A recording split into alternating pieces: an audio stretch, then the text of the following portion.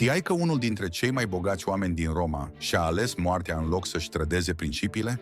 Seneca era filosoful stoic care i-a învățat pe romani că moartea este doar o tranziție naturală.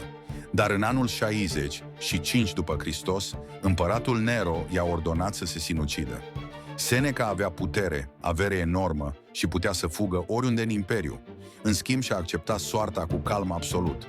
S-a așezat în baie, și-a tăiat venele și a continuat să dicteze gânduri filosofice scribilor săi. Chiar și în ultimele clipe, predica despre curaj și acceptarea destinului. Nu s-a plâns, nu s-a rugat pentru milă. A demonstrat că principiile sunt mai importante decât supraviețuirea.